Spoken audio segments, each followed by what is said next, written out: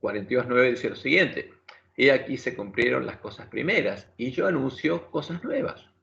O sea, Dios está diciendo, voy a anunciar cosas nuevas, pero antes que salga la luz, antes que llegue el tiempo de su cumplimiento, yo os las haré notorias.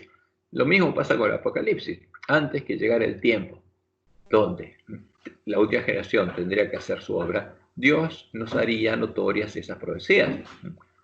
Así ha dicho Jehová, dice Jehová en Jeremías 33, 2 y 3, que hizo la tierra. Jehová, que la formó para firmarla. Jehová es su nombre, lo reafirma. Clama a mí por mi nombre, y yo te responderé. Y te enseñaré cosas grandes y ocultas que tú no conoces. Ahora lo vamos a ver si... Ah, no compartí. Ahí va. No, no se ve. Ahí tiene que aparecer de vuelta. Lo había compartido y... Gracias. No, de nada.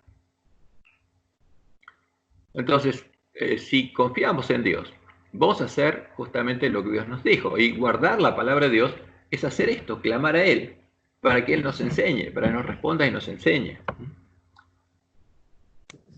Y como Jesús dijo, a ver, ninguno puede ir a Él, porque nosotros tenemos que encontrar la puerta abierta al verdadero Jesús, pero ninguno puede encontrarla si el Padre que me envió dice no le trajere. O sea, si no clamamos a Jehová y Jehová nos guía.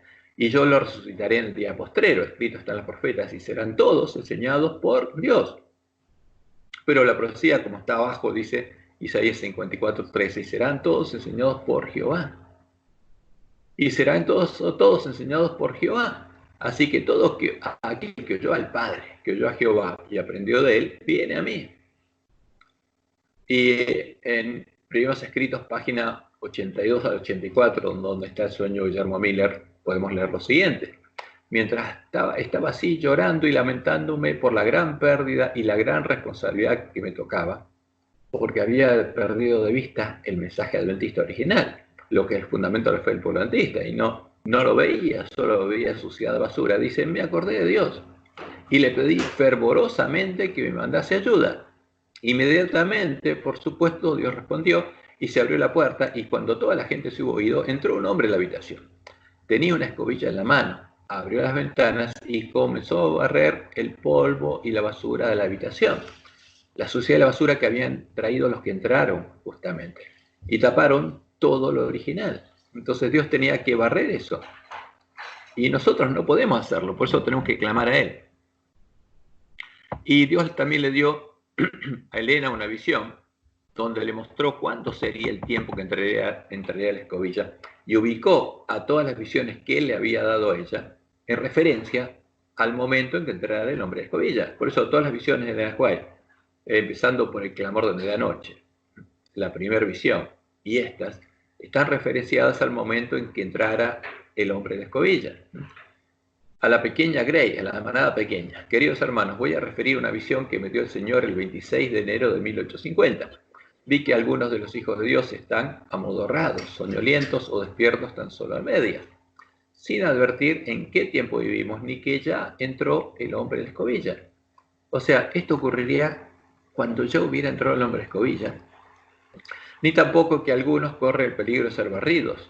Rogué a Jesús que los salvara y les dejase un poco más de tiempo para que vieran el peligro y se prepararan.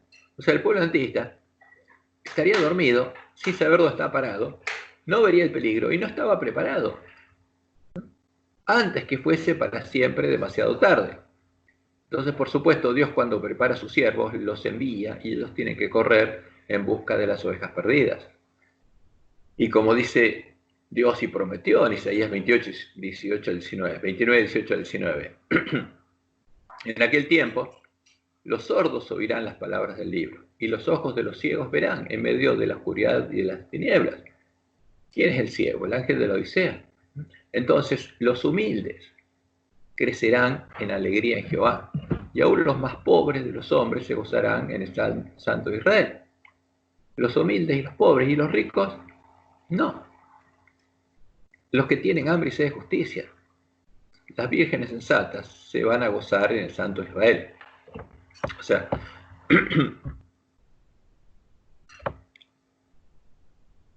por eso como cada virgen adventista tiene su propia lámpara, su Biblia, y es el privilegio de cada uno de nosotros el ser enseñados y guiados por Jehová, por nuestro Padre, que Él sea nuestro pastor, el que va a hacer que los sordos oigan las palabras del libro y los ojos de los ciegos vean en medio de la oscuridad de las tinieblas, porque tinieblas habrían cubierto la tierra y oscuridad las naciones. Entonces, ¿qué pasaría? Tendremos que clamar a Dios. Y solo entonces, cuando tuviéramos oídos para oír y ojos para ver, podríamos empezar a vivir de acuerdo a la palabra de Dios. Porque el ángel de la Odisea, que está ciego y no sabe cuál es su condición, no conoce la palabra de Dios y por supuesto no está viviendo de acuerdo a la palabra de Dios. Pero, por ejemplo, cuando lee nuestra lección y lee la lección de esta semana, cómo vivir de acuerdo a la palabra de Dios, cree que está viviendo de acuerdo a la palabra de Dios, pero no tiene idea en qué condición está. Por eso justamente Dios nos advirtió en qué condición estaríamos, para que pudiéramos despertarnos. Y esa es la condición de las vírgenes adventistas. O sea, ¿cuál sería nuestro mayor problema en la última generación? Que al tardar el esposo, todas las vírgenes adventistas habrían cabeceado, todas habrían cerrado sus ojos. ¿A qué? A la luz de sus lámparas, y todas habrían dormido. Y al cumplirse todo lo que Dios había anunciado que sucedería en medio de su pueblo en tiempo de tardanza, habrían llegado a estar en la condición del ángel de la Odisea, como dijo Jesús en Mateo 25. Entonces el reino de los cielos era semejante a 10 vírgenes que tomando sus lámparas salieron a recibir al esposo. Y tardándose el esposo, cabecearon todas y se durmieron. ¿Cuántas? Todas. Ahora, si los ojos de las vírgenes están cerrados a la luz de sus lámparas y están en la condición del ángel de la Odisea, ¿conocen la voluntad de Dios? ¿Viven de acuerdo a la palabra de Dios? ¿Están guardando las palabras de la profecía? No, para nada. No pueden conocerla, no pueden estar viviendo de acuerdo a la voluntad de Dios y no pueden estar cumpliendo su misión. No pueden estar guardando las palabras de la profecía, pero en su sueño creen que sí. Se creen ricas y no saben cuál es su real condición. Para eso es lo que Jesús le está diciendo al pueblo de la iglesia adventista, al pueblo de la iglesia permanente. Y escribe el ángel de la iglesia en la Odisea: he aquí el amén, el testigo fiel y verdadero. ¿Por qué resalta esto? Porque hay uno que es falso. El principio de la creación de Dios dice esto: yo conozco tus obras, que ni eres frío ni caliente. Ojalá fuese frío o caliente, pero por cuanto eres tibio y no frío ni caliente, te vomitaré de mi boca. Y esta es una certeza. Al que continúe en ese estado, Jesús va a dejar de llamarlo. ¿Pero cuándo? Cuando llegue el momento en que se cierra la puerta. Porque tú dices: yo soy rico y me he enriquecido y de ninguna cosa tengo necesidad. Ahí está la clave. Eso es lo que cree el ángel de la Odisea. Como está ciego, cree eso. ¿Y Jesús qué le dice? Y no sabes. Estás en una condición deplorable, pero no lo sabes. Ese es el problema. Que tú eres un desventurado. ¿Qué quiere decir eso? Que no tenés la bendición de Dios. Miserable, pobre, ciego y desnudo. Ahora, el que conoce la verdad, está haciendo de la voluntad de Dios, no está en esa condición. ¿Por qué alguien está en esa condición? Terrible. Porque está engañado. Por tanto, yo te aconsejo que de mí compres. ¿Qué le dice Jesús? Lo que compraste y te vendieron y tiene esa condición, no lo compraste de mí. Por eso yo te aconsejo que de mí compres oro refinado en fuego para que seas rico y vestiduras blancas para vestirte y que no se descubra la vergüenza de tu desnudez. Ahora, estás así por lo que te vendieron en la Odisea. ¿Qué te vendieron? Y unge tus ojos con colirio para que veas. Yo reprendo y castigo a todos los que amo. O sea, yo te digo esto porque te amo. Sé pues celoso y arrepiéntete. Ahora, ¿de qué se va a arrepentir el ángel de la Odisea? ¿Se cree rico? De nada, salvo que vea lo que está pasando. Y como dice Ezequiel 9, se angustia y llore al ver lo que va a ver. Y aquí yo estoy a la puerta y llamo. Si alguno oye mi voz y abre la puerta, entraré a él y cenaré con él y él conmigo. ¿Dónde está Jesús? Afuera. Pero el ángel de la Odisea, ¿tiene necesidad de Jesús? No, de nada tiene necesidad. ¿Tiene necesidad de Dios? No. ¿Por qué? Porque cree que lo conoce y cree que es guiado por Dios. y que cree que Jesús está con él. ¿Eh? Pero Jesús dice, no es así, estás engañado. Si alguno oye mi voz y abre la puerta, entraré a él y cenaré con él y él conmigo. Al que venciere, le daré que se siente conmigo en mi trono, así como yo he vencido y me he sentado con mi Padre en su trono. O sea, ¿qué dice? Ustedes tienen que vencer como yo vencí. Ahora, ¿cómo venció Jesús? Y tenemos que entender cómo venció Jesús. Porque Él es el camino. Él es la puerta y es el camino. Ahora, si entendemos cómo Él venció y seguimos sus pisadas, vamos a poder vencer como Él venció. Justamente eso es lo que Jesús nos está diciendo. El que tiene oído, oiga lo que el Espíritu dice a las iglesias. O sea, dice, para entender qué le estoy diciendo, tienen que ver en la historia lo que pasó, tienen que oír lo que pasó con las 7 iglesias. Y entonces van a entender qué está pasando con ustedes. Y ese es el tema. Lo que les vendieron a las vírgenes adventistas y ellas compraron en la Odisea, lo que les hace sentirse ricas, ¿lo compraron de Jesús? No. Ahora, pero uno escucha a los pastores, a nuestro pastor, por ejemplo, y cree que sí. El santo, el verdadero Jesús nos dice que ese tesoro que nos hace sentirnos ricos no lo compramos de él, que no proviene de él. Y el ángel de la Odisea cree que sí.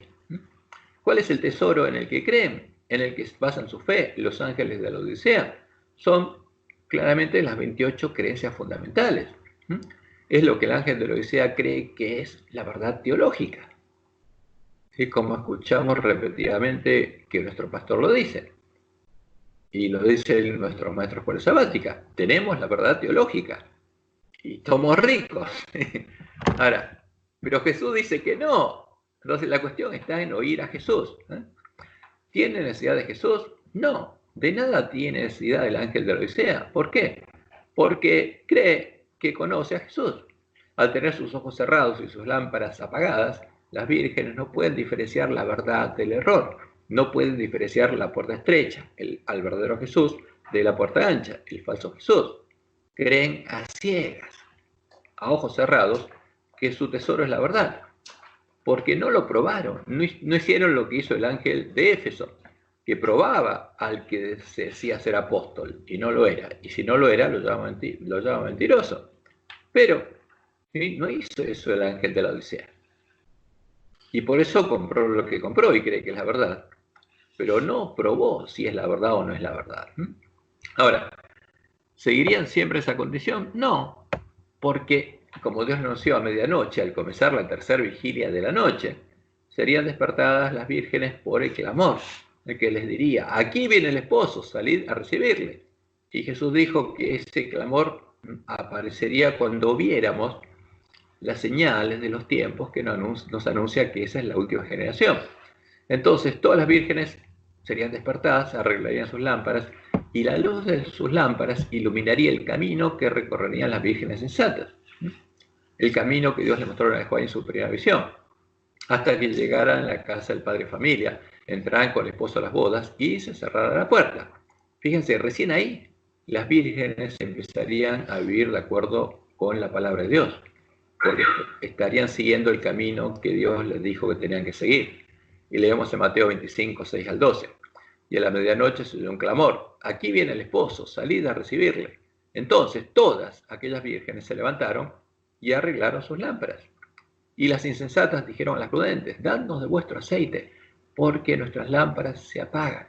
Se nos acaba el aceite y nuestras lámparas se apagan. Mas las prudentes respondieron diciendo, para que no nos falte a nosotras y a vosotras, id más bien a los que venden aceite, y comprad aceite para vosotras mismas. Pero mientras ellas iban a comprar, vino el esposo, y las que estaban preparadas entraron con él a las bodas, y se cerró la puerta. Ahora, iba a pasar. Ahora, toda la palabra profética más segura se tiene que cumplir. ¿Qué habría pasado? Alguien habría visto la señal de los tiempos, las hojas brotadas de la higuera, que les anunciarían que la suya es la última generación, y habría empezado a hacer la obra de los siervos fieles, a despertar y a darles el alimento a tiempo a sus hermanos. Entonces, luego de arreglar sus lámparas, las vírgenes sensatas llegarían a conocer la voluntad de Dios y empezarían a vivir de acuerdo a la palabra de Dios y a guardar las palabras de la profecía, pero no lo está haciendo el ángel de la Odisea. Pero como Dios le mostró a Helena en su primera visión, para llegar al final del camino no debería faltarle fe en la luz de sus lámparas, o sea, para seguir haciendo la voluntad de Dios hasta que llegaran hasta el final del camino. Y esta es la primera visión de Helena. Dice ella: como Dios me ha mostrado el camino que el pueblo adventista ha de recorrer en viaje a la santa ciudad, así como la rica recompensa que se dará a quienes aguarden a su Señor cuando regrese del festín de bodas. Mientras estaba orando ante el altar de la familia... ¿Qué? Ahora, que demora en aparecer. Así. Mientras estaba orando ante el altar de la familia, el Espíritu Santo descendió sobre mí y me pareció que me elevaba más y más, muy por encima del tenebroso mundo. Miré hacia la tierra para buscar al pueblo adventista, dice, pero no lo hallé en ninguna parte. Y entonces una voz me dijo: vuelve a mirar un poco más arriba. O sea, ya no estaba ahí la tierra, simbólicamente, estaba recorriendo un camino. Alcé los ojos y vi un sendero recto y angosto, trazado muy por encima del mundo. El pueblo adventista andaba por ese sendero. ¿Qué pueblo era? El pueblo adventista. No la gran multitud, porque los primeros que tienen que recorrer ese camino angosto son los encargados de predicar el fuerte pregón. Y ahí iban en dirección a la ciudad que se veía en su último extremo. En el comienzo del sendero, detrás de los que ya andaban, había una brillante luz que, según me dijo un ángel, era el clamor de medianoche. Entonces, ¿qué pasaría? Las vírgenes serían despertadas por el clamor de medianoche y con sus lámparas encendidas tendrían que empezar a recorrer este camino. Pero no podrían recorrer el camino si les faltaba fe, si sus lámparas se apagaban. Y esta luz brillaba a todo lo largo del sendero y alumbraba los pies de los caminantes para que no tropezaran. ¿Qué quiere decir? El clamor de medianoche tiene que no solamente mostrarles las señales de los tiempos que indican que Jesús ya viene, sino cuál es el camino que tienen que recorrer para llegar a la ciudad de Dios, porque tiene que alumbrarles ese camino. Delante de ellos iba Jesús, guiándolos hacia la ciudad, y si no apartaban los ojos de él, iban seguros. Pero no tardaron algunos en cansarse, diciendo que la ciudad estaba todavía muy lejos y que contaban con haber llegado más pronto a ella. ¿Qué es lo que pasa? Jesús contó lo que pasaría. Por ejemplo, porque alguna semilla caería en los pedregales, germinaría, y esas personas serían las que entendieran la palabra del reino, la aceptaran con gozo, empezaran a recorrer ese camino. Pero ¿qué pasaría? Al venir los problemas, la persecución y la aflicción por causa de la palabra, se volverían atrás. Y estos son los que no seguirían el camino. Entonces Jesús los alentaba, levantando su glorioso brazo derecho, del cual emanaba una luz que ondeaba sobre la cuesta adventista, y exclamaban: ¡aleluya! Pero ¿qué pasó? No todos siguieron adelante frente a las pruebas. Otros negaron temerariamente la luz que brillaba tras ellos, diciendo que no era Dios quien los había guiado hasta allí. Pero entonces se extinguió para ellos la luz. Perdieron su fe en la luz que les mostraba el camino, y se extinguió para ellos la luz que estaba detrás y dejó sus pies en tinieblas, de modo que tropezaron y, perdiendo de vista el blanco y a Jesús, cayeron fuera del sendero abajo en el mundo sombrío y perverso. Entonces, esto es lo que pasaría con las vírgenes. Y de los adventistas, los únicos que estarían viviendo de acuerdo con la palabra de Dios serían las vírgenes que estuvieran recorriendo este camino. Los otros no.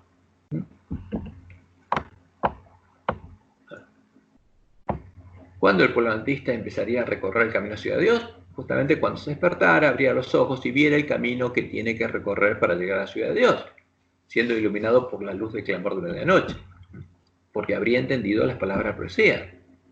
Y esta visión fue completada por el siguiente sueño, en el que Dios le mostró a Elena White que el pueblo adventista ya sería una gran compañía de gente y que solo una parte de esta congregación se empezaría a preparar para el viaje. Soñé, dice Elena, que estaba con una gran compañía de gente. Ahora, esa gran compañía de gente, por supuesto, éramos todos los que estaríamos en la condición del ángel de la Odisea y que no estaríamos viviendo de acuerdo con la palabra de Dios. ¿Cuántos miembros tiene la iglesia? Y la iglesia tiene más de 20 millones. Pero ¿qué pasó? Una gran compañía. Seguro, es una gran compañía. En ese tiempo ya eran poquitos. Una parte de esta congregación empezó a prepararse para un viaje, no todos. O sea, son despertados por el clamor de medianoche. Y una pequeña parte empieza a prepararse para un viaje. Teníamos carretas muy cargadas, porque salen con todo lo que tienen, pero en ese camino tienen que deshacerse de esas cosas, o sea, tienen que llegar a entender cuál es la puerta estrecha. Tienen que entrar por ellas, pero antes tienen que deshacerse de las cosas que son falsas. Mientras viajábamos parecía que el camino ascendía. A un lado de este camino había un profundo precipicio, al otro había un alto y liso muro blanco con la terminación dura de paredes revocadas. Y a medida que avanzábamos, la senda seguía estrechándose. Por eso primero tuvieron que dejar las carretas, después seguir a caballos, finalmente tirar todo su equipaje y van a llegar a un punto en el que tienen que bajarse y empezar a caminar, ¿no? Y ahí es cuando empiezan a andar por la senda estrecha. Cuando la senda se hacía más angosta, dice ella, continuamos a pie, en una sola fila, cada uno siguiendo las pisadas del otro. Y ahí empezaron a andar la senda angosta. En este punto, pequeñas cuerdas descendieron desde lo alto del muro blanco y se tomaron de ellas. Este es un símbolo de la lluvia temprana, se tomaron de la mano de Dios. Mientras avanzábamos, y cada uno personalmente, el cordón avanzaba con nosotros. Finalmente, la senda se hizo tan angosta que llegamos a la conclusión que viajaríamos más seguros sin zapatos. Así que los quitamos y continuamos sin ellos.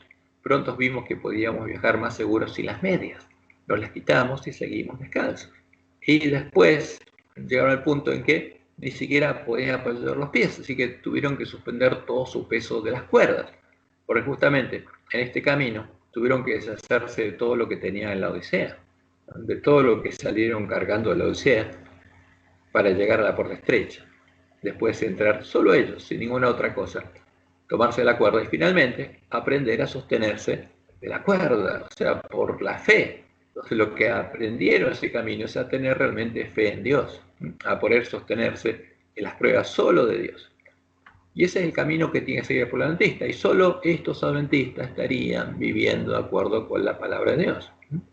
Ahora, ¿dónde estaría todo el pueblo adventista cuando fuera despertado? Simbólicamente en la Odisea.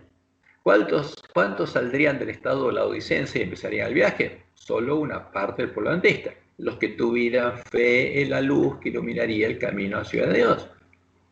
Para el que no cree eso, por ejemplo, el que no cree que Dios nos puede transformar en imagen de Jesús, hasta que no se ha cargado el cuerpo, por ejemplo, no se ha cambiado nuestro cuerpo, que tiene genes con pecado, como creen algunos pastores, no va a seguir este camino. Tiene que deshacerse de esos errores, de lo que cree que es su sabiduría. Entonces, por eso la hija de la Odisea tiene que deshacerse de todo eso. ¿Y quiénes llegarían al final del camino? Justamente los que no perdieran su fe en la luz que ilumina el camino, o sea, que creyeran que cuando llega al fin del camino van a recibir sello de Dios, van a reflejar plenamente la imagen de Jesús y que las promesas de Dios se van a cumplir en él. Claro, ¿a qué lugar llegarían al final del camino? Como Dios les mostró a Elena, a la ciudad que es el tipo de la iglesia triunfante, a la Nueva Jerusalén, la ciudad construida en la cima del monte Sión. ¿Cuántos llegarían? Simbólicamente, los 144.000 adventistas que ya tendrían el nombre de Dios y el Cordero escrito en la frente. Solo ellos estarían viviendo de acuerdo a la palabra de Dios, ya que estarían guardando los mandamientos de Dios y tendrían la fe y el testimonio de Jesús. Eso es lo que anuncia la profecía, como dice Apocalipsis 14:1. Después miré, y aquí el Cordero estaba en pie sobre el monte de Sión, y con él 144.000 que tenían el nombre de él y de su padre escrito en la frente. Cristian, antes de seguir, no sé si está Maxi o Ariel. Sí. Justo mandé, digamos, lo que ustedes prepararon, chicos, Maxi y Ariel. Y alguien, hay gente que me agradeció y no me dijo nada, pero alguien me dijo, tengo una pregunta. Y Cristian, contale qué pregunta hizo y qué le contestaste. Bueno, pero terminamos al final, porque... No importa, sí, tiene que ver con los 144.000. Bueno, a ver, una hermana que tenía una mezcla en la cabeza porque está con los emergentes, y los emergentes dicen que esto ocurre cuando llegamos al cielo, después de la segunda venida. Entonces hay que explicarle que no, porque la profecía dice que esto ocurre antes que Dios suelte los vientos. Entonces, son cosas que los lobos crearon para engañar al pueblo. Como dice la profecía, Dios retiene los vientos hasta que haya sido sellado su pueblo. Entonces, este pueblo es sellado mientras no hay conflicto. No empezó el tiempo de angustia. Y después en Apocalipsis 7 aparece la gran multitud que vence durante la gran tribulación. O sea, que vence a la bestia y su imagen, y a su marca, y al número de su nombre.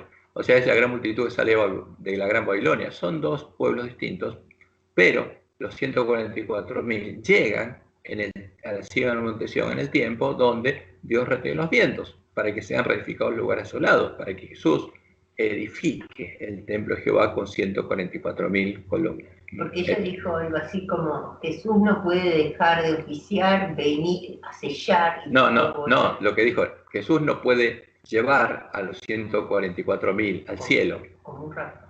y después venir. Entonces los lobos están mezclando, justamente quieren hacerle creer a nuestros hermanos, a los jóvenes, que los que dicen que esto se cumple este tiempo, son los que piensan en el rapto, que se raptan a los 144.000 y están en el cielo, porque los pentecostales dicen eso, los lobos crearon eso, crean tesis y antítesis para confundir a la gente.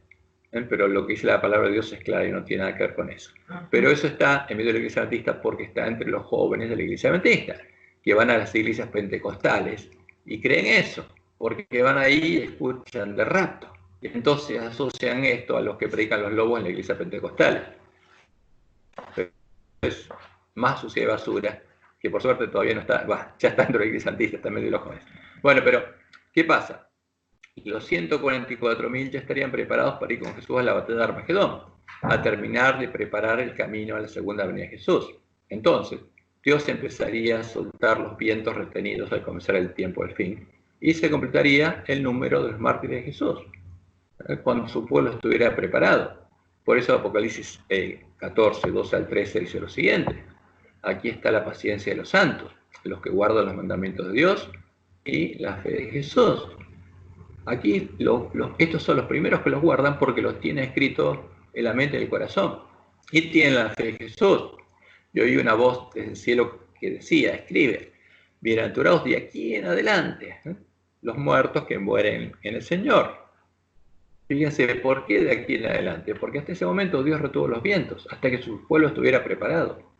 Porque si no, Satanás hubiera matado a los 144.000 antes que estuvieran preparados. Y dice la profecía, así dice el Espíritu, descansarán de sus trabajos porque sus obras con ellos siguen. O sea, va a haber mártires en el tiempo de angustia, pero esa sangre, como en el tiempo de la persecución, va a ser semilla para nuevos hijos de Dios. Y como dijo Jesús, Mateo 24, 9 al 14, entonces os entregarán a tribulación y os matarán. Y Dios nos dice lo que va a pasar. Ahora, el que quiere ir a la batalla, el que quiere seguir al Cordero por donde quiera que va, no tiene ningún problema con esto, porque sabe cuál es el plan de Dios. Y sabe que si esto pasa, es para bien. Y seréis aborrecidos de toda la gente por causa de mi nombre, porque el pueblo de Dios va a llevar la bandera que dice pureza y santidad de Jehová, y va a diferenciar claramente al verdadero Jesús, a la verdadera puerta, de la falsa. Y será predicado este evangelio del reino. O sea, y solo se puede ser predicado ese evangelio cuando el pueblo recupere conociendo la verdad y sabe cuál es la puerta estrecha y el camino angosto. En todo el mundo, para testimonio a todas las naciones, y entonces será el fin. Entonces, ¿cuándo viene el fin? Cuando el pueblo adventista complete esta misión, que viene después del sellamiento del pueblo adventista. En ese tiempo, como Dios le mostró en el Joel, los adventistas que no habrán entrado por la puerta estrecha, no habrán recorrido el camino angosto y no habrán recibido el sello de Dios, seguirán siendo adventistas nominales. Su nombre continuará estando escrito en los libros de las nóminas de la Iglesia Adventista del Séptimo Día. Pero, como le mostró Dios a Helena, él ya los habrá dejado y Satanás habrá ocupado su lugar, como lo ocupó en las iglesias protestantes caídas en 1844. Porque se repite la historia. Por eso Dios nos dijo que observemos qué pasó en esas iglesias.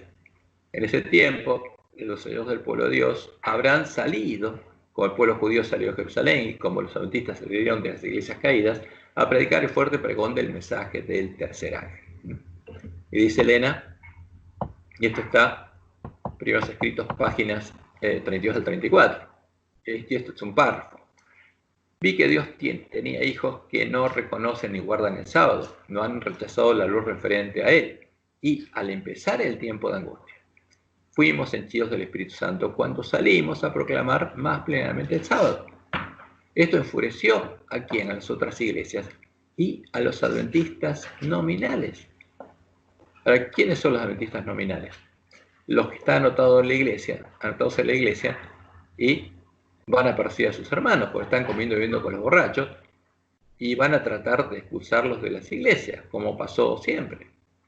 Ahora, la predicación del fuerte pregón los va a enfurecer, no solamente a las otras iglesias, sino a los adventistas nominales, pues no podían refutar la verdad sabática, y entonces todos los escogidos de Dios, comprendiendo claramente que poseíamos la verdad, salieron y sufrieron la persecución con nosotros, porque en el tiempo de angustia, cuando Dios suelte los vientos, va a haber persecución, por Satanás va a poder levantar una nueva bestia, y después cuando pase el tiempo de la nueva bestia, va a haber otra octava, y el octavo rey va a volver a ser el Papa, junto con todos los líderes religiosos de la tierra. Y leemos en Primeros Escritos, páginas 55 y 56, lo que Dios le mostró, que pasa al final del tiempo por el pensamiento del pueblo adventista. Los que se levantaron con Jesús, elevaban su fe hacia Él en el lugar santísimo y rogaban: Padre mío, danos tu Espíritu. Entonces Jesús, el verdadero Jesús, soplaba sobre ellos el Espíritu Santo. En ese aliento había luz, poder y mucho amor, gozo y paz. Me di vuelta para mirar la compañía que seguía postrada delante del trono y no sabía que Jesús la había dejado, porque Dios le había mostrado al pueblo adventista. Y había dos grupos muy claros, unos que estaban interesados y los otros que no. Y estos no sabían que Jesús la había dejado. Satanás parecía estar al lado del trono, o sea, Satanás ya estaba ahí en medio del pueblo de Dios, y Dios no estaba. Y Satanás estaba buscando a Dios, procurando llevar adelante, ¿qué cosa? La obra de Dios, porque la iglesia adventista seguía organizada. ¿Por qué? Porque la mayoría, justamente, seguía defendiendo lo que está en el credo, y no habría recorrido el camino angosto, había entrado por la puerta ancha. Y vi, dice ella, a la compañía de adventistas nominales alzar las miradas hacia el trono y orar: Padre, danos tu Espíritu. Satanás soplaba entonces sobre ella una influencia impía. En ella había luz y mucho poder, pero nada de dulce amor, gozo ni paz. Entonces el objeto de Satanás era mantenerla engañada, arrastrarla hacia atrás y seducir a los hijos de Dios. Y estos son los hijos de Dios que sedujo. A los que no pudo seducir es a los 144.000 sellados. Ahora, por supuesto, esto es duro, pero tiene que oírlo el pueblo adventista a tiempo, para que tenga oportunidad de prepararse. Porque cuando sea tarde ya no tiene sentido contarle esto. Y por eso cuando llegue el tiempo de angustia, el pueblo adventista no va a oír ningún mensaje de parte de Dios, como no se escuchó en Jerusalén, cuando se cerró la puerta de la gracia en el año 66 y medio, y la iglesia cristiana salió de Jerusalén, hasta que después de 3 años y medio vino el segundo sitio y finalmente fue destruida. Entonces esto tiene que oírlo el pueblo adventista a tiempo, porque no estaba viviendo de acuerdo con la palabra de Dios, y tiene que despertarse y tiene que arreglar sus lámparas. Ahora, ¿cuál sería esa luz? Porque es importante que la podamos mostrar con la palabra de Dios. Para oír las palabras del mensaje de Jesús al ángel de la Odisea, deberíamos clamar a Dios y ungir nuestros ojos con colirio, abrirlos y arreglar nuestras lámparas, para poder empezar a ver qué es lo que está sucediendo en medio de la iglesia adventista, qué es lo que Dios anunció que sucedería y ya se cumplió. Comprender cuál es la razón de nuestra condición, qué es lo que nos vendieron y nosotros compramos en la Odisea y nos hace sentir ricos. Y entonces, arrepentirnos, como dice Jesús, llegar a conocer la voluntad de Dios y empezar a hacer la voluntad de Dios, para poder comprar de Jesús oro refinado en fuego y vestiduras blancas para vestirnos. Y fíjense lo que esta cita, que es muy interesante, está en Testimonios para los Ministros, páginas 37 y 38. Y dice Elena: por débil y aquejado de flaquezas que sea el pueblo de Dios, los que se vuelven de la deslealtad al Señor ¿Por qué? Porque el pueblo adventista estaría siendo desleal a Jehová en esta generación mala y perversa, y regresan a su lealtad, estando firmes en la vindicación de la santa ley de Dios, reparando la brecha abierta por el hombre de pecado, porque cuando el pueblo adventista se despertara, se daría cuenta que no cumplió su misión. Y las vírgenes sensatas repararían la brecha. Y justamente esta brecha la hizo el hombre de pecado bajo la dirección de Satanás. Serán contados como hijos de Dios. Y por la justicia de Cristo, aparecerán perfectos delante del Señor. La verdad no siempre yacerá en el polvo para ser pisoteada por los hombres. Será magnificada y hecha honorable, aún ha de erguirse para brillar en toda su natural refulgencia, y estará inconmovible por los siglos de los siglos. ¿Y quién va a recibir la bendición de Dios? El que se une a esta obra y repare la brecha hecha por el hombre de pecado, conozca la verdad y la guarde, y empiece a vivir de acuerdo a la palabra de Dios. Entonces, cuando hubiéramos reparado la brecha, seríamos enviados a predicarles a nuestros hermanos el testimonio directo que muestra cuál es el significado del mensaje que el testigo fiel y verdadero nos envía a los adventistas del séptimo día. El mensaje de amor que se tiene que escuchar en medio de la iglesia remanente, mientras Jesús aún nos continúe llamando hasta que se cierre la puerta de la gracia. Y, como Dios le mostró a Elena, la predicación de este mensaje produciría un gran zarandeo, porque el que se cree rico no quiere oír otro mensaje que el que le predican y le dice que es rico. No quiere oír la verdad. Hay muchos que no quieren oír la verdad, pero va a haber algunos que tengan hambre y sed de justicia, y esos sí van a querer oír la verdad, y como los bereanos, van a comprobar con las escrituras si es verdadero o es falso ese mensaje. Y dice Elena, después de que Dios le mostró que en medio de la iglesia adventista habría espíritus de demonios que estarían tratando de atrapar a todos los adventistas, y por supuesto, ¿para qué? Para solo habitación de demonios, y que solo salvarían sus vidas los que se preocuparan justamente, continuamente de su salvación y clamaran permanentemente a Dios. Y dice ella, pregunté cuál era el significado del zarandeo que yo había visto, y se me mostró que lo motivaría el testimonio directo que exige el consejo que el testigo fiel dio a la iglesia de la Odisea.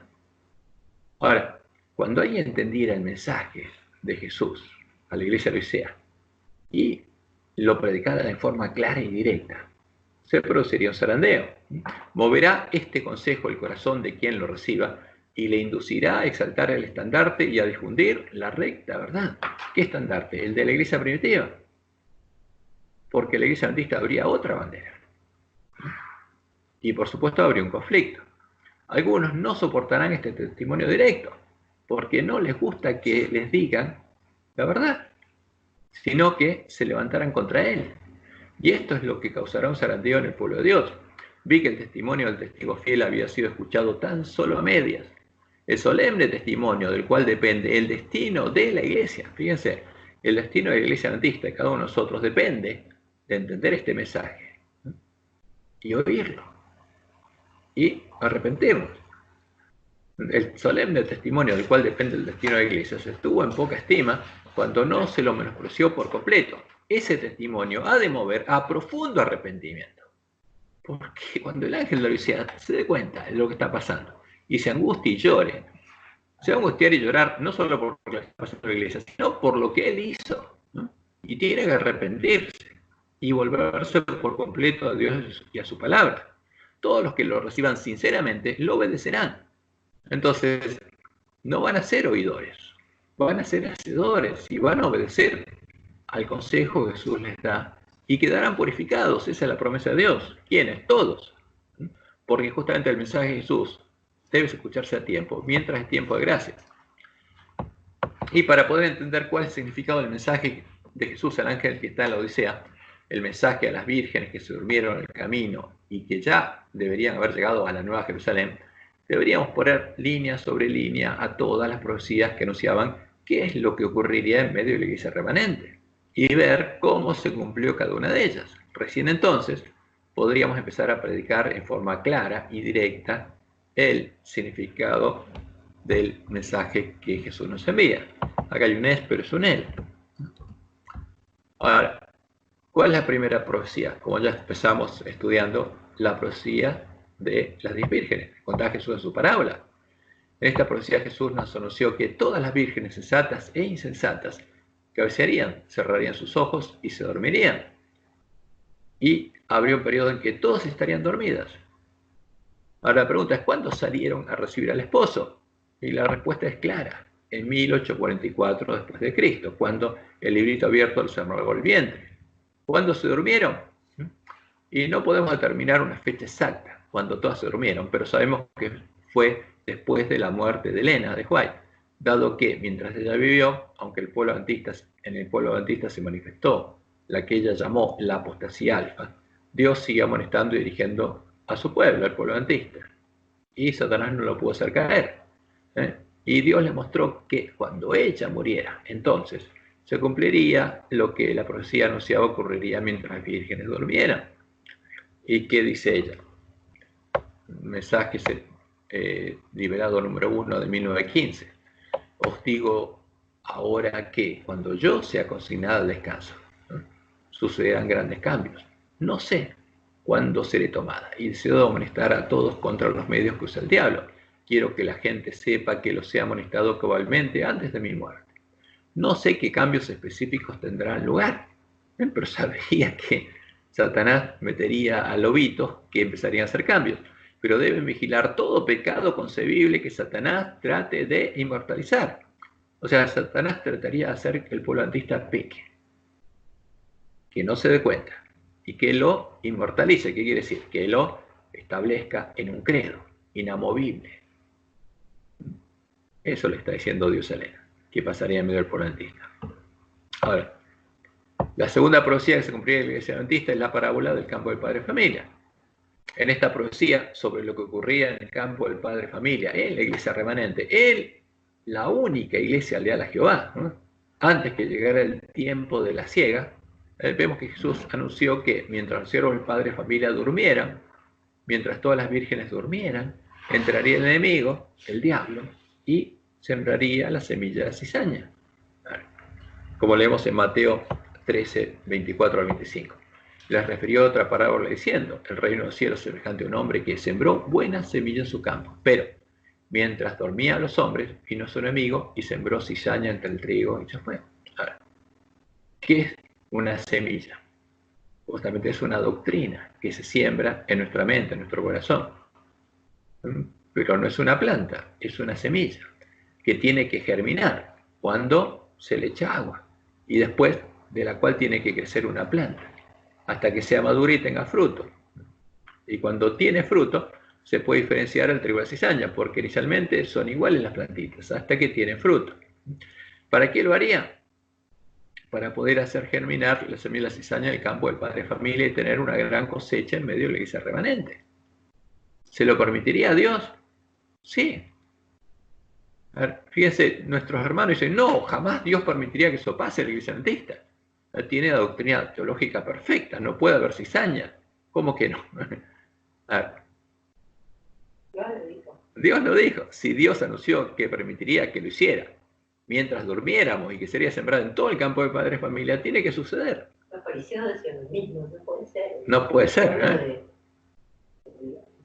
Ahora, pero al mismo tiempo Dios anunció que no le permitiría a Satanás derramar lluvia y hacer germinar la semilla de la cizaña, hasta que nosotros fuéramos despertados y pudiéramos tomar una decisión consciente de a qué semilla dejar germinar y crecer en nuestros corazones.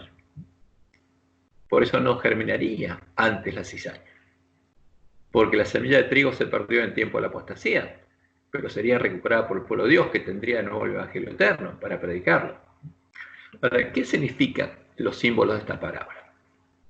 Primero, la tierra, el campo del padre familia, es el corazón de su pueblo. Los corazones en los que se siembra, germina y crece la semilla de trigo o la semilla de la cizaña. Y entonces habría un conflicto entre Dios y Satanás para ver de quién es cada uno de nosotros, porque el conflicto es por nosotros. Ahora, si en ese pedacito de terreno crece una semilla y da fruto, Si es trigo, ese terrenito es de Dios, esa persona es hijo de Dios. Y si da cizaña, es hijo del diablo. Y eso va a pasar cuando la cosecha esté preparada. Y Dios le da libertad a Satanás como le dio libertad en el Edén para ir y enseñarle su ciencia a Adán y Eva. Y Dios nos anunció que esto pasaría en la iglesia adventista. Y que en el tiempo de nuestra prueba nosotros tendríamos que decidir a qué semilla dejaríamos germinar en nuestro corazón. Y la semilla de trigo es el conocimiento del verdadero Jesús. El primogénito entre muchos hermanos, la semilla que debe germinar y crecer en nuestros corazones hasta que lleguemos a reflejar plenamente la imagen de Jesús. Por eso, las plantas de trigo son los hijos de Dios. Y leemos en Juan 12, 23 y 24. Jesús les respondió diciendo, ha llegado la hora para que el Hijo del Hombre sea glorificado. Entonces, ¿quién iba a morir? Jesús. De cierto os digo que si el grano de trigo, ahora fíjense, el mismo dice que él es el grano de trigo, no cae en la tierra y muere, queda solo. Pero si muere, lleva mucho fruto. Entonces, ¿qué tiene que sembrarse en nuestros corazones? Al verdadero Jesús, para que esa semilla germine en nuestro corazón y crezca una plantita, que cuando tenga fruto, haga que nosotros tengamos en nuestro corazón el amor de Jesús, oro refinado en fuego, y en nuestra mente escrito el nombre de Dios y el nombre del Cordero. Eso es lo que tiene que germinar en nuestro corazón. Ahora, si lo que se siembra es un falso Jesús, tenemos un problema. Y el problema del ángel de la Odisea es que lo que se sembró en su mente es otra cosa. Y tiene que darse cuenta. Y tiene que buscar hasta encontrar el verdadero Jesús. La semilla de la cizaña es la semilla del falso trigo. Por eso a la cizaña se la llama falso trigo. Es el conocimiento del falso Jesús. Es la doctrina que fue sembrada en los corazones de los apóstatas de la iglesia primitiva y cuando germinó y creció, y justamente los llevó a conocer las profundidades de Satanás, a reflejar plenamente la imagen de Satanás. Por eso las plantas de cizaña son los hijos del diablo. Y eso es claro. Entonces, para sembrar la semilla de la cizaña, cuando entrara en medio de la iglesia adventista, el enemigo buscaría hacernos creer en una mentira, como ya lo sabía el pueblo adventista. Y esta es la introducción en el segundo tomo, Mensajes Selectos, página 12. ¿Qué dice ahí? La iglesia adventista aparece la profecía en un escenario de conflicto, porque Satanás, el dragón, lleva a cabo una guerra sin cuartel contra los que guardan los mandamientos de Dios y tienen el testimonio de Jesús. El gran adversario sabe que si logra descarriar y confundir a los adventistas, frustrará el propósito de Dios. Ahora, si Dios tenía una sola iglesia remanente, ¿dónde tenía que enfocarse Satanás? Ahí. Sus ataques son generalmente de carácter insidioso y a menudo de tal naturaleza que tienden a conducir a hombres y mujeres sinceros al extremo de creer en una mentira. Ahora, nos haría creer en una mentira y después la introduciría en un credo, para que siguiéramos el camino a las iglesias caídas. La tercera profecía que se tenía que cumplir, la obra de los lobos vestidos de oveja. En esta profecía Jesús nos advirtió que vendrían a nosotros. ¿De dónde vendrían? De Babilonia a nosotros, a la iglesia remanente, los siervos del enemigo, lobos vestidos de ovejas, disfrazados de adventistas, y que ellos sembrarían en nuestros corazones la semilla de la cizaña, el falso trigo, y pondrían delante nuestro a una falsa puerta, la puerta ancha, y un falso camino, el camino espacioso que lleva a la perdición.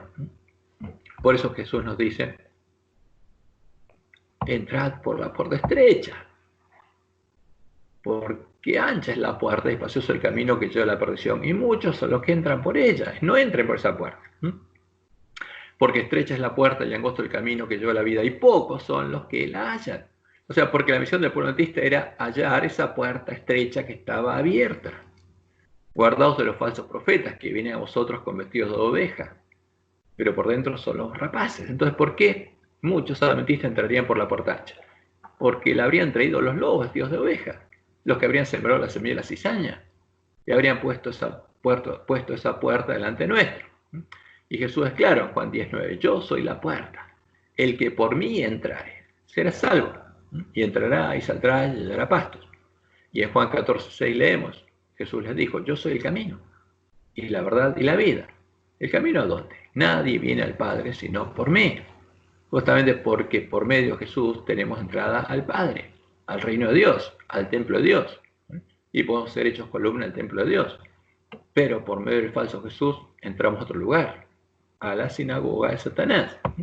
Claramente, como el verdadero Jesús es la verdadera puerta, la puerta estrecha, y Él, el verdadero camino,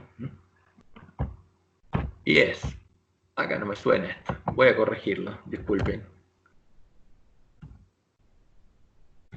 Y Él es el verdadero camino, el camino angosto lleva la vida al Padre. Jesús nos estaba advirtiendo que en la iglesia batista sería introducido el falso Jesús, el Jesús al que adoran los lobos en Babilonia. ¿Desde cuándo? Desde el tiempo de la apostasía. El Jesús definido en la doctrina de Jezabel, el Jesús que no nos lleva a Jehová, sino a conocer la profundidad de Satanás, y que nosotros que Satanás mismo disfrazado de Jesús, ¿no? El anticristo, el disfraz bajo el cual Roma adora a Satanás. Y si los lobos ponen eso delante nuestro, y es lo que está en nuestras creencias, ¿a quién estamos adorando? Como Jesús nos dice en Apocalipsis 2, 20 y 24, pero tengo unas pocas cosas contra ti, que toleras que esa mujer Jezabel, que se dice profetiza, enseñe y seduzca a mis siervos a fornicar y a comer de cosas sacrificadas a los ídolos. Y justamente después nos dice el versículo 24 que esa doctrina lleva a conocer las profundidades de Satanás. Y por eso Jesús dice, no entren por esa puerta. Y como dice Elena, el conflicto de los siglos, páginas 53 y 54, esta avenencia entre el paganismo y el cristianismo dio por resultado el desarrollo del hombre de pecado, predicho en la profecía como oponiéndose a Dios y ensalzándose a sí mismo sobre Dios. Ese gigantesco sistema de falsa religión es obra maestra del poder de Satanás, un monumento a sus esfuerzos para sentarse él en el trono y reinar sobre la tierra según su voluntad. Porque ese es el monte, justamente, porque en todos los montes se los adora a él, y él quiere justamente que él sea ser adorado. Y como anuncia la profecía sobre el hombre del pecado del Dios de sus padres, no hará caso, apostataría y honraría en su lugar al Dios de la fortaleza, al Dios de la bestia romana, a un Dios ajeno. Y eso es lo que pasó en la historia. Ahora, es claro, Roma mismo lo muestra en sus imágenes a quien adora. Para adorarlo, adora al Dios de Constantino, al Dios de Roma, al Dios de la fortaleza. Y creó la doctrina de la cual el sol tiene 3 hipóstasis, y a la cual los hombres la adoran, pero son 3 imágenes de hombre. 6, 6, 6. Y la profecía también es clara. Ahora, ¿esto está dentro de la iglesia adventista? Sí, esto está dentro de la iglesia adventista. Pero como dice Elena, la gente quedó del todo engañada. Se le enseñó que el Papa y los sacerdotes eran los representantes de Cristo, cuando en verdad lo eran de Satanás. Y a Satanás adoraban cuantos ante ellos se postraban.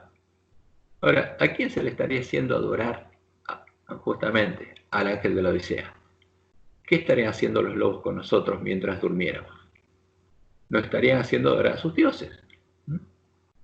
Y como dice Elena, no podemos ver cómo la iglesia romana puede exonerarse de la acusación de idolatría. Ahora, si nosotros adoramos a los dioses de Roma, somos idólatras. Y esta es la religión que los protestantes están comenzando a considerar tan favorablemente y que eventualmente se unirá con el protestantismo. Ya se unieron, 14 de febrero del 2010. ¿Y cuáles son los puntos comunes de doctrina? La Trinidad, ya Jesús definido en Nicea. El Jesús al que adora Roma es la puerta ancha, por la que Jesús nos dice que no entremos y nos pide que lo busquemos a Él hasta encontrarlo, hasta encontrar la puerta estrecha, la puerta por la que entraba la iglesia primitiva al reino de Dios y que Él dejó abierta delante del ángel de la iglesia de la Reforma hasta que completara la obra de la Reforma, la encontrara, entrara por ella y se produjera el verdadero reavivamiento de la piedad primitiva. Escribe el ángel de la iglesia de Filadelfia, esto dice el santo, el verdadero. ¿Y por qué dice el santo, el verdadero? Porque hay uno falso. Esto dice el verdadero. He puesto delante de ti una puerta abierta, la cual nadie puede cerrar. Seguí buscando que lo vas a encontrar. Porque aunque tienes poca fuerza, porque todavía no entraste por esa puerta, aún justamente tu poder está disperso. No se acabó la dispersión del pueblo santo. Pero has guardado mi palabra, porque la tenés. Saliste a Babilonia con tu lámpara en tu mano y no has negado mi nombre. Como hicieron los apóstatas de la iglesia primitiva. Y por eso vas a encontrar esa puerta abierta. Y esa es la misión del ángel de Filadelfia. Ahora, cuarta profecía. Jesús nos dice cuál sería la obra de los siervos fieles y los siervos malos. Y tendría que pasar a la iglesia adventista. En esta profecía, Jesús nos advirtió que en medio de nosotros estaría la comida y la bebida de los borrachos. La comida de los ebrios con el vino del furor de la fornicación de la Gran Babilonia. Los lobos vestidos de oveja, esos son los borrachos. Y que esa es la comida que le estarían dando a comer a su pueblo, cuando Él enviara a sus siervos fieles a darles otro alimento, el verdadero alimento, y a tiempo a sus hermanos. Y por supuesto eso generaría un conflicto. ¿Cuál es el verdadero alimento? El que comen los siervos malos y le dan a comer al pueblo de Dios, y que viene a la mesa de los lobos, o el alimento que los siervos fieles van a querer darle a sus hermanos. ¿Cuál es la comida verdadera? Porque esto tiene que pasar a la iglesia remanente. Esta es una profecía. Es la palabra profética más segura. ¿Y qué dice Jesús? ¿Quién es el siervo fiel y prudente al cual puso su Señor sobre su casa para que les dé el alimento a tiempo? Bienaventurado que el siervo al cual cuando su Señor venga le haya haciendo así. Este va a estar viviendo de acuerdo a la palabra de Dios y va a estar guardando las palabras de profecía. De cierto os digo que sobre todos sus bienes le pondrá. Pero, si aquel siervo malo, ¿tendría que haber siervos malos? Sí. Dijera en su corazón, mi Señor tarda en venir. ¿Y qué pasa? Niega justamente la señal de los tiempos que nos dicen que somos la última generación. Y le dice al pueblo que no se prepare, que no es necesario. Y comenzaré a golpear a sus consiervos. Y este es su fruto. Y aún a comer y a beber con los borrachos. Vendrá el Señor de aquel siervo en día que éste no espera y en la hora que no sabe, y lo castigará duramente y pondrá su parte con los hipócritas. Allí será el lloro y el crujir de dientes. ¿Pasaría la iglesia adventista? Tiene que pasar. Ahora, lo que comen los borrachos, ¿es el verdadero alimento? ¿Es la verdadera doctrina? No. ¿Tiene la iglesia adventista la doctrina pura? No, para nada. Lo que el ángel de la Odisea cree que es comida pura es la comida y la bebida de los borrachos. Y es duro decírselo al ángel de la Odisea, pero tiene que abrir los ojos y tiene que verlo. Porque Jesús dijo que iba a pasar. Entonces, como le indica Elena, estos siervos fieles que empezarían a despertar y a darles alimento a tiempo a sus hermanos, habrían encontrado la puerta abierta y habrían sido enviados por Dios a mostrarles a sus hermanos cuáles son las señales de los tiempos que nos indican que la nuestra es la última generación y cuál es la verdadera comida y la verdadera bebida que deben comer a tiempo, cuál es la puerta estrecha por la que deben entrar y cuál es el camino angosto que deben recorrer para llegar a la ciudad de Dios y estar preparados cuando Jesús venga a buscarlos para ir con él a la batalla. Y fue clara ella. Ahora, nadie debe pretender que tiene toda la luz que existe para el pueblo de Dios. El Señor no tolerará esa condición. Él ha dicho, he aquí he dado una puerta abierta delante de ti, la cual ninguno puede cerrar. Y el pueblo adventista la tiene que encontrar. Aun cuando nuestros hombres dirigentes rechacen la luz y la verdad. Y ella no lo dijo, o estén comiendo y bebiendo con los borrachos. Esa puerta permanecerá aún abierta. El Señor suscitará a hombres que den al pueblo el mensaje para este tiempo. Va a haber siervos fieles. Y ese mensaje no es el que le están dando, ¿quién? Los que están comiendo y bebiendo con los borrachos. Es otro mensaje. ¿Y qué tienen que predicar? Ellos son los que van a predicar el mensaje directo que Jesús le envía al ángel de la Odisea. ¿Y cuál es ese testimonio directo? Y es claro, si el pueblo que comió el librito abierto y recibió la misión de completar la obra de reforma y profetizar de nuevo, es la única iglesia remanente, la única iglesia que en sus comienzos era leal a Jehová, como dice Elena, y estaba reparando la brecha hecha por el Papa, y en ella se cumplieron todas las profecías que anunciaban lo que sucedería en medio de la iglesia remanente. Entonces, podemos llegar a entender las razones del mensaje de Jesús al ángel de la Odisea, porque está explicado en las cosas que Dios dijo que pasarían en su iglesia, porque nada podría pasar en medio de la iglesia de Dios sin que Él lo hubiera anunciado. Entonces, ¿qué pasó? El pueblo adventista, que estaba en la condición del ángel de Filadelfia, reparando la brecha y buscando encontrar la puerta abierta para que su medio se produjera el verdadero reavivamiento de la piedad primitiva, se durmió antes de haber completado su primer trabajo. ¿Y qué pasó? Mientras dormía, como dijo Jesús, entró el enemigo, los vestidos de ovejas, el adventista del séptimo día, y sembró en las mentes y en los corazones de todas las vírgenes dormidas, en todo el campo del padre familia, la semilla de la cizaña. ¿Y cuál es? Es el falso trigo, que es la falsa puerta, la puerta ancha, y es el falso camino, el camino espacioso. Y todos estos son símbolos del falso Jesús, el anticristo, el Jesús al que adoran y le preparan el camino la bestia del falso profeta. O sea, ¿qué estarían haciendo? Los encargados de la contrarreforma estarían haciendo que el pueblo adventista adore al Dios de Roma. Que ese pueblo que salió de Roma con una misión, tenían que llevarlo de vuelta a Roma. Esa es la obra de la contrarreforma, y estarían teniendo éxito. Estarían por lograr lo mismo que hicieron con las iglesias caídas que ya se unieron a Roma en puntos comunes de doctrina, porque el pueblo adventista tendría las mismas doctrinas. Y justamente eso es lo que se compra y vende en la Odisea.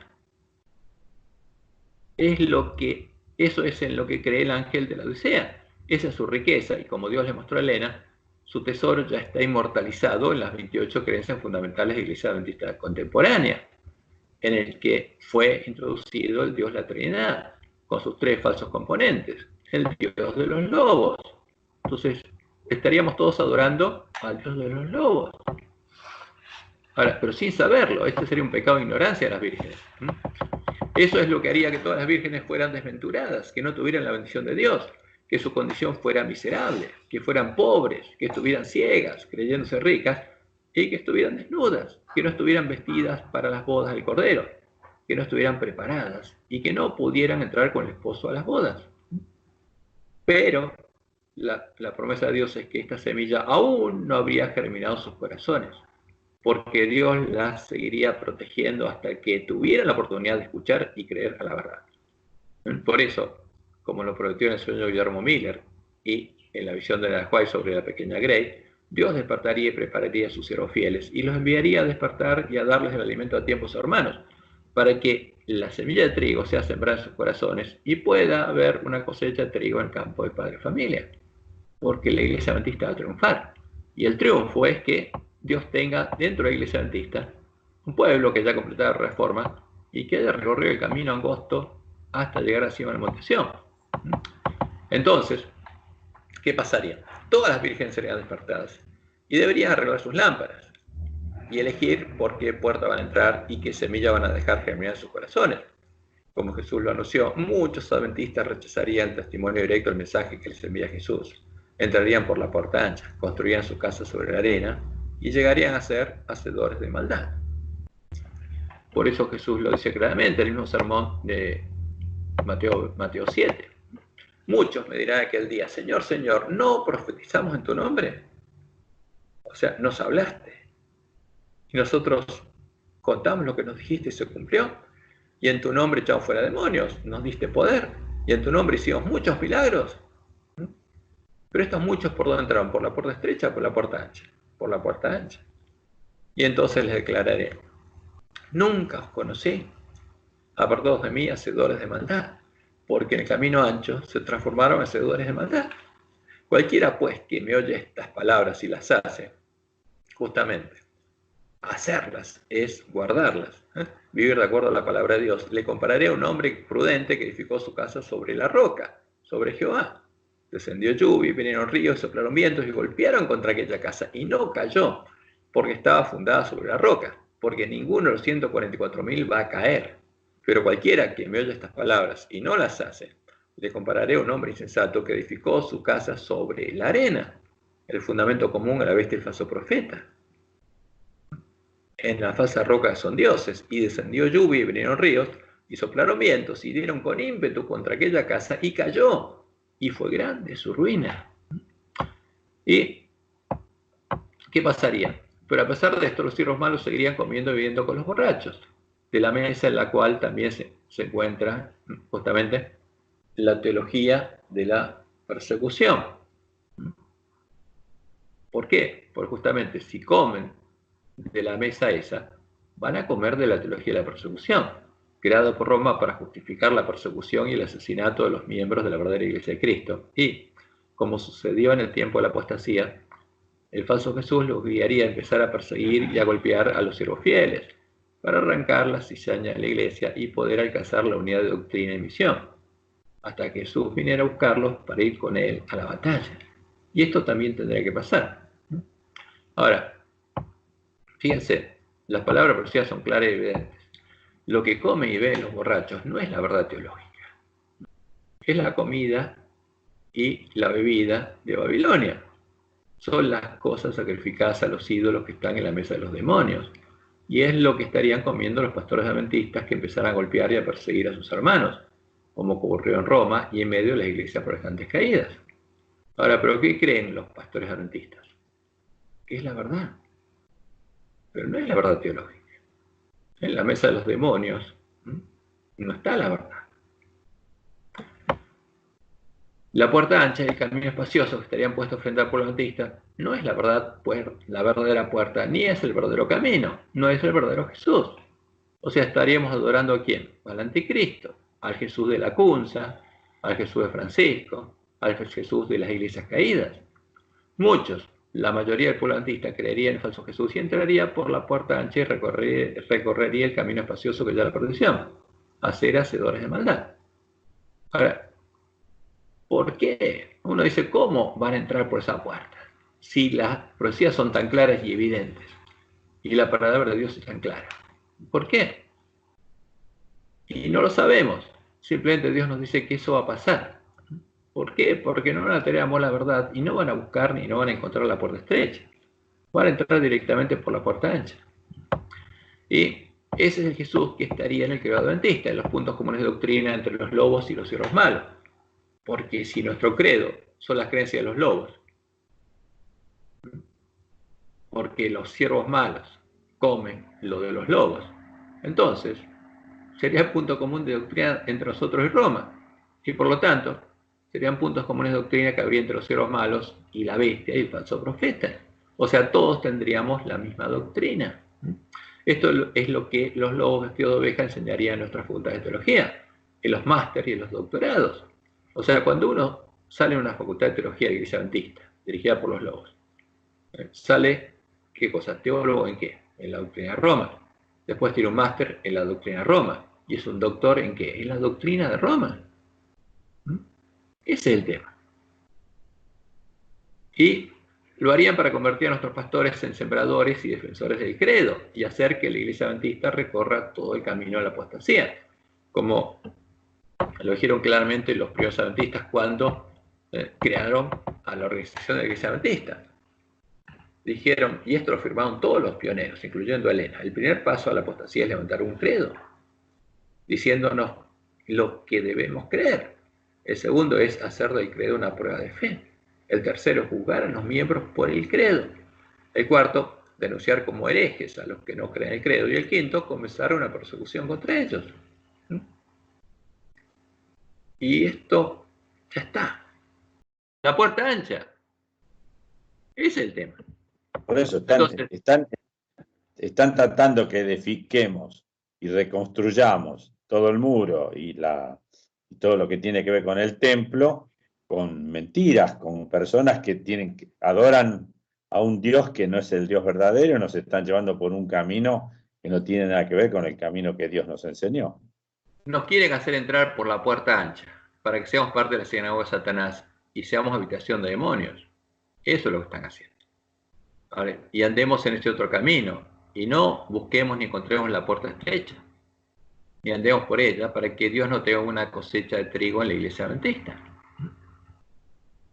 O sea, nuestros teólogos indican que la doctrina de Trinidad, justamente que en la doctrina de Trinidad encontramos un terreno común con la Iglesia de Roma, ya que compartimos lo esencial de sus creencias trinitarias, y que lo mismo sucede con las iglesias protestantes caídas, y con las nuevas iglesias evangélicas pentecostales, nacidas del falso revivimiento de origen espiritista, ocurrió en Gales en el año 1904 a 1905.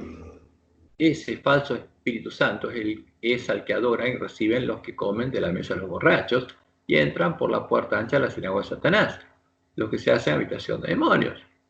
Y nuestros teólogos nos están invitando a andar por ese camino junto a los que andan el camino espacioso, porque todas esas iglesias andan el mismo camino Y ellos se quieren unir a esas iglesias en ese camino. Y dicen, atención a nuestros hermanos y hermanas pentecostales carismáticos. Pero ahí no está el Espíritu de Dios.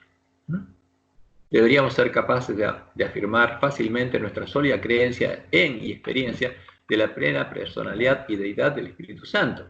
Y abundantemente otorga todos los dones y frutos del Espíritu sobre el cuerpo de Cristo durante el tiempo del derramamiento de la lluvia tardía. Gracias al Señor. ¿A qué Señor? Gracias al Señor, la vasta mayoría de creyentes pentecostales, carismáticos, están firmemente arraigados en sus convicciones doctrinales trinitarias. Gracias a qué Señor, al de Babilonia. Están adorando al Dios de Babilonia. De esa manera tenemos una variedad maravillosa de convicciones sobre las cuales podemos compartir sin dificultad un terreno común con ellos, pero son habitación de demonios. Y si tenemos un terreno común es que nosotros también somos habitación de demonios. Y después dicen en beneficios de otros evangélicos no carismáticos. Ahora, estas son las iglesias bastantes caídas. Los pentecostales nunca fueron parte de la iglesia de Cristo, siempre fueron espiritistas. Por eso, pero en las otras iglesias, estas otras son las caídas, existe una fuerte necesidad de que sean conscientes de nuestras convicciones trinitarias, las que han sido cuestionadas por mucho tiempo, porque la iglesia adventista no iba por ese camino, estaba buscando la puerta estrecha. Y ahora se une a ellas el camino ancho. Seguro, entonces, ¿cuál es el terreno común? El fundamento común de nuestros teólogos, las iglesias que son parte de la sinagoga de Satanás, sobre el que ellos edifican sus casas y desean que también nosotros edifiquemos con nuestras casas.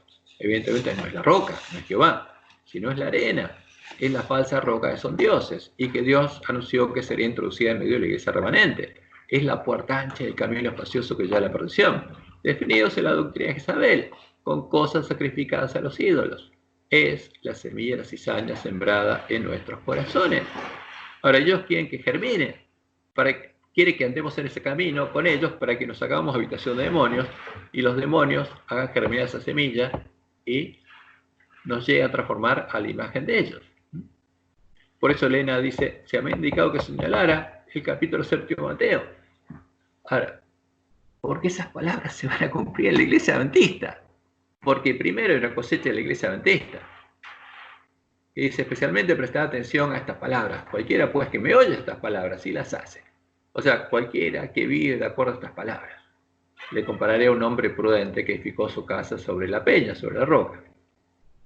Y esa casa no va a caer. Y cualquiera que me oye estas palabras y no las hace, y edifica su casa sobre la arena. ¿Y qué va a pasar? Va a caer. Y dice Elena, muchas casas que ahora se creen seguras caerán. ¿Quiénes? Todas las que estén recorriendo el camino ancho van a caer. ¿No? El Señor declara que Él no acepta un servicio dividido, o sea, no se puede adorar a Jehová y a Baal. Y esa es la condición del pueblo adventista. Es triste, pero hay que decírselo directamente al ángel de la Odisea, porque su vida depende de eso, tiene que abrir los ojos. No puede andar el mismo camino que la bestia del falso profeta. Por si no, va a terminar en el agua de fuego como la bestia del falso profeta. Como Dios le mostró a Elena de White, todos los hombres que coman y vean con los borrachos y construyan sus casas sobre el fundamento común con la bestia del falso profeta caerán. Se convertirán en parte de la sinagoga de Satanás, beberán de las aguas profundas, llegarán a conocer las profundidades de Satanás y hollarán el residuo al remanente de fiel a Dios con sus pies, pisoteando al remanente que estaría guardando plenamente el sábado, del mismo modo en el que Jesús lo anunció que lo harían los siervos malos, y serán hallados faltos. Ahora esta cita es muy clara, Elena. Dios le mostró esto. Los 144.000 triunfaron. Sus rostros quedaron iluminados por la gloria de Dios. Entonces se mostró una hueste que aullaba de agonía. Sobre sus vestiduras estaba escrito en grandes caracteres. Donde tenía escrito lo otro, ahora estaba escrito esto: pesado has sido en balanza y fuiste hallado falto. Pregunté acerca de quiénes formaban esta hueste. El ángel me dijo: estos son los que una vez guardaban sábado y lo abandonaron. Los oí clamar en alta voz: creímos en tu venida y la proclamamos con energía. La teníamos escrito en nuestras vestiduras. Y mientras hablaban, sus miradas caían sobre sus vestiduras, veían lo escrito y prorrumpían en llanto. Vi que habían bebido las aguas profundas, del agua que viene del abismo, del río Éufrates, y hollado el residuo con los pies. ¿Qué pasó? Terminaron persiguiendo al remanente con sus pies a los que andaban el camino angosto, como Roma hizo con el pueblo de la iglesia verdadera. Y habían pisoteado el sábado al hacer eso, porque el sábado es un símbolo del reino de Dios. Y que por esto habían sido pesados en la balanza y dados faltos. Del mismo modo que los que persiguieron al pueblo antista en la iglesia protestante, y lo mismo pasó en el tiempo de la apostasía cuando Roma persiguió a los miembros de la verdadera iglesia. Ahora, ¿por qué esto iba a pasar? Y tiene que pasar. Y por eso el pueblo antista tiene que ver, justamente, tiene que oír la palabra profecía para que cuando esté sucediendo, crea a Dios. Como Jesús lo anunció, y ya se cumplió en las iglesias caídas, lo habrían hecho porque habrían entrado por la puerta ancha y recorrido el camino espacioso. Y no conocería al verdadero Jesús ni a su Padre. Como Jesús lo dijo claramente, estas cosas os he hablado para que no tengáis tropiezo. Os expulsarán de las sinagogas. ¿Y a nosotros de dónde? De las iglesias. Satanás siempre es lo mismo. Y aún viene la hora cuando cualquiera que os mate pensará que rinde servicio a Dios. Y harán esto porque no conocen al Padre ni a mí. ¿Conocen la puerta estrecha? No. ¿Conocen el camino angosto? No. ¿Qué conocen? A la otra puerta y el otro camino, y andan por el otro camino. Mas os he dicho estas cosas para que cuando llegue la hora os acordéis de que yo ya os lo había dicho. Y estas son palabras tristes de Jesús, porque Él murió por los que van a andar por el camino ancho. ¿Qué tiene que hacer el ángel de la Odisea? ¿Qué tiene que? Falta un qué acá. ¿Qué hacer el ángel de la Odisea al abrir sus ojos y ver cuál es su condición?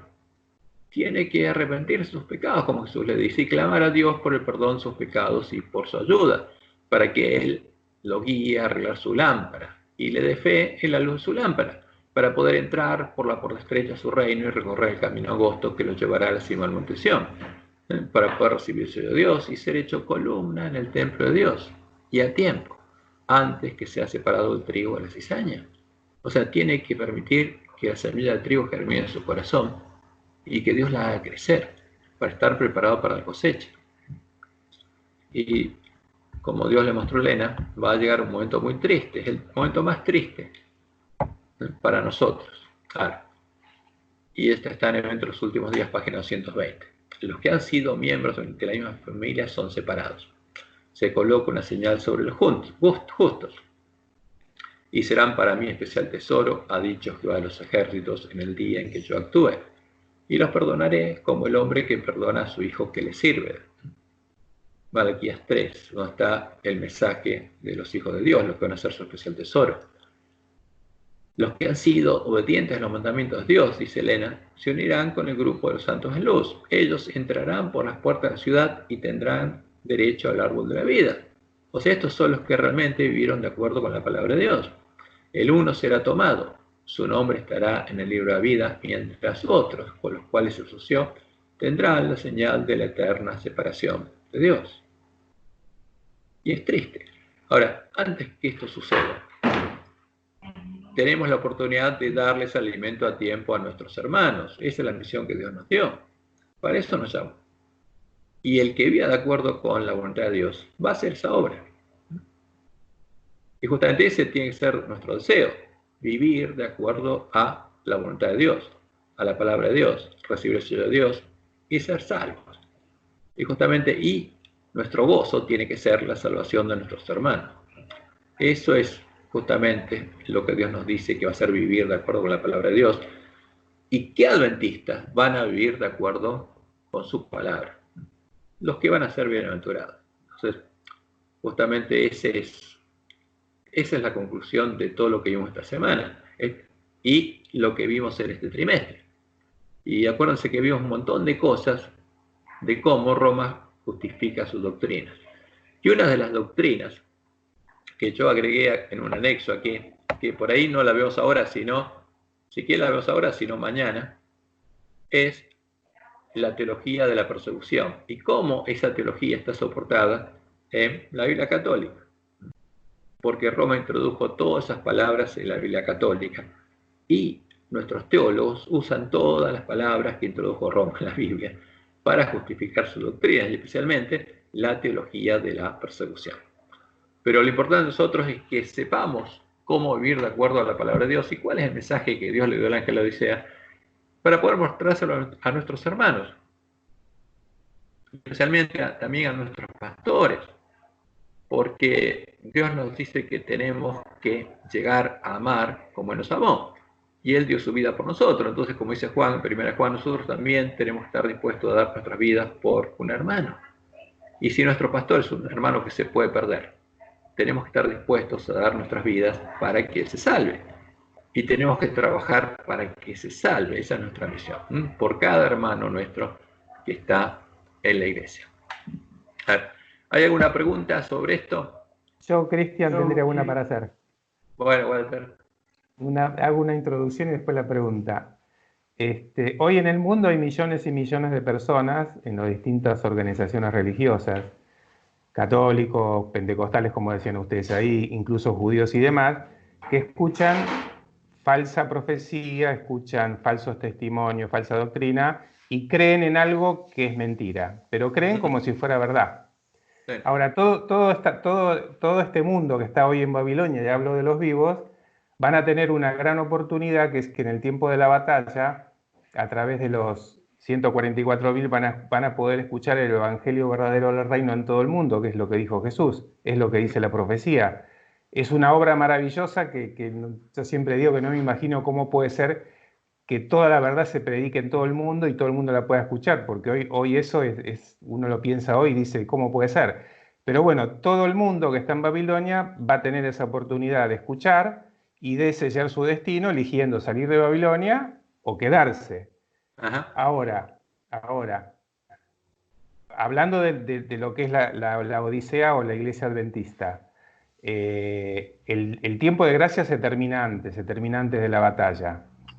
Sí. Y si bien yo entiendo que toda la clase, digamos, dirigente, los pastores y demás deben estar en este tema, la pregunta que me hago es, debe haber, no sé cuántos millones y millones de adventistas hay, pero ¿va a haber adventistas que no hayan escuchado la verdad, que no les llegue?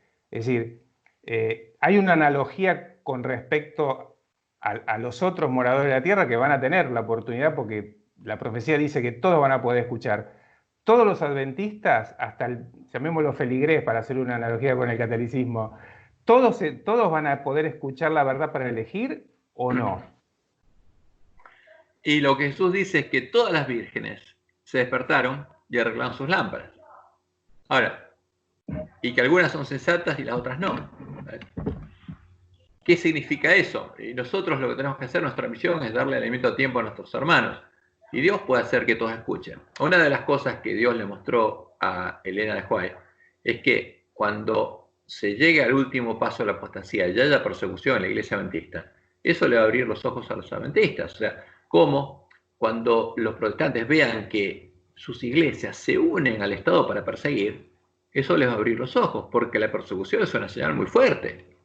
Ahora, que alguien persiga a un hermano porque cree en la Biblia y cree algo distinto del credo, es algo muy fuerte. Porque justamente Dios detuvo para que su pueblo no pueda ser perseguido y recupere el conocimiento de la verdad.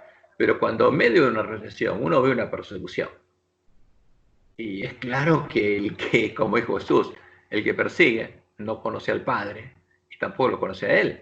Entonces, cuando los hermanos vean una persecución, se van a dar cuenta más fácilmente que los que persiguen no conocen al Dios verdadero, porque las palabras son claras. Y por eso Satanás usa la persecución como último recurso cuando está desesperado, porque eso le abre los ojos a la gente. Y en medio de la persecución, todos tienen que tomar una decisión clara y consciente. Ahora, si el pueblo adventista sabe que en el tiempo de angustia van a perseguir al pueblo que quiera adorar a Dios de acuerdo a su conciencia, si ve que en medio de la iglesia adventista se persigue a los que quieren adorar a Dios de acuerdo a su conciencia, eso es una señal muy fuerte. Entonces esa persecución tiene que abrir los ojos, porque todos los adventistas van a ver la persecución y todos van a tomar una decisión consciente. Ahora, ¿a qué nivel va a llegar la persecución? No sabemos, pero según lo que Dios le mostró a Elena, va a ser dura. Va a ser similar a la persecución que tuvo la iglesia primitiva por parte de los judíos. Y va a existir el mismo odio a los que quieran mostrar justamente cuál es la verdad.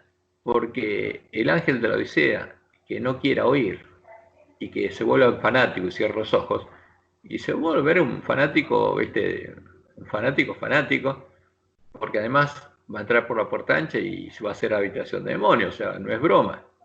No tenemos lucha contra carne y sangre, o sea, va a ser algo duro. Nosotros vemos algunos indicios de cómo puede ser, pero va a ser dura la cosa. Pero no importa, el pueblo de Dios no está preocupado por él, está preocupado por salvar a sus hermanos, porque los siervos malos van a querer impedir que los adventistas, que son fieles, escuchen las palabras que Dios quiere que escuchen. Entonces el que se pone del lado de los siervos malos y empieza a actuar como siervo malo, ahí está en una cuestión delicada, pero el resto del pueblo que todavía no se unió a la persecución, no. Y vamos a ver qué pasa, justamente porque hasta ahora todo lo que Dios dijo se cumplió. Y ya está preparado, justamente, está preparada la persecución. Ya está organizado, la persecución está definida en las instrucciones que se le dan a nuestros teólogos, a toda la iglesia.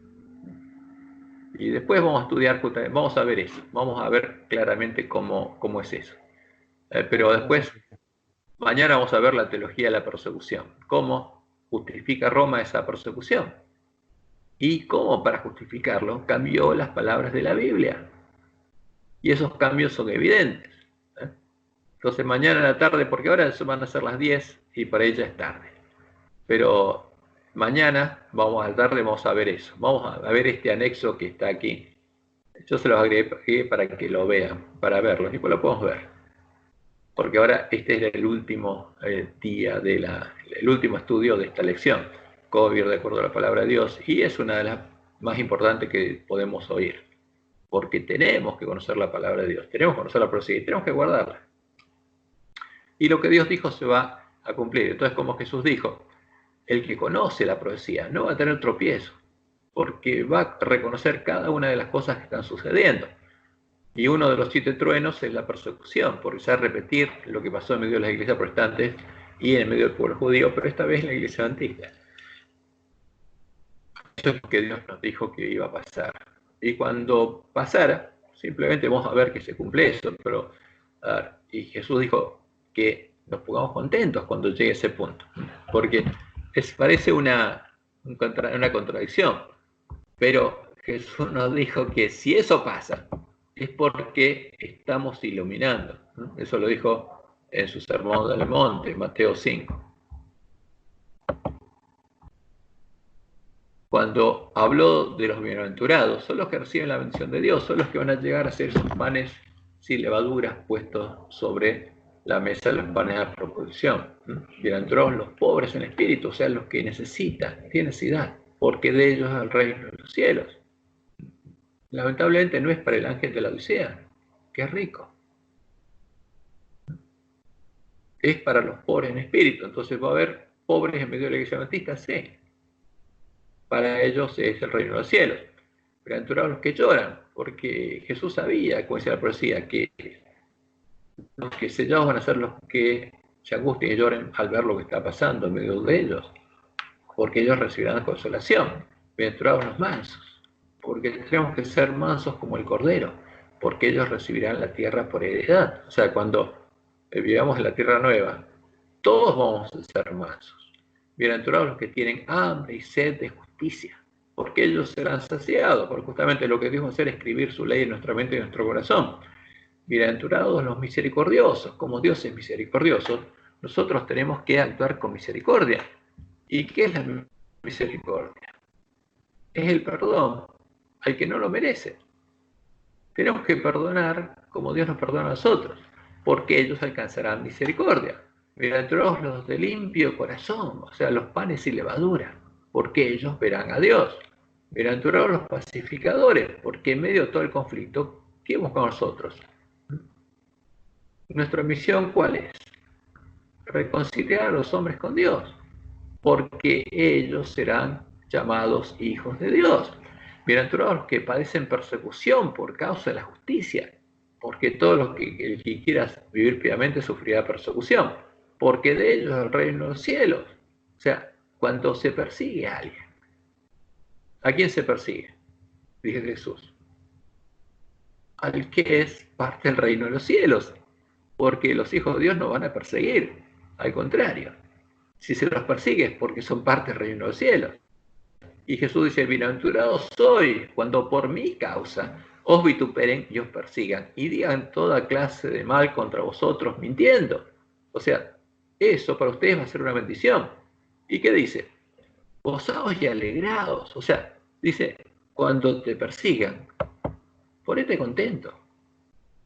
¿Por qué? Porque eso significa que está dando fruto. Y Satanás está desesperado para impedir que esa luz ilumine.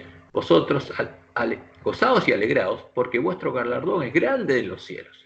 Porque así persiguieron a los profetas que fueron antes de vosotros. ¿A quién persigue? Al que está profetizando. Y en la última generación perseguirían a los que estuvieran profetizando de nuevo. Porque siempre pasa lo mismo. O sea, el que hace la voluntad de Dios, el que profetice de nuevo, va a ser perseguido. Vosotros sois la sal de la tierra. O sea, primero el pueblo de Dios va a ser perseguido en la tierra. En medio de la iglesia remanente está el pueblo de Dios. Pero ese pueblo va a ser la sal de la tierra. Pero si la sal se desvaneciere, ¿con qué será salada? No sirve más para nada, sino para ser echada fuera y hollada por los hombres. O sea, el que no esté haciendo las obras de los siervos fieles va a ser echado fuera y hollado por los hombres. Pero después de eso, dice, vosotros sois la luz del mundo.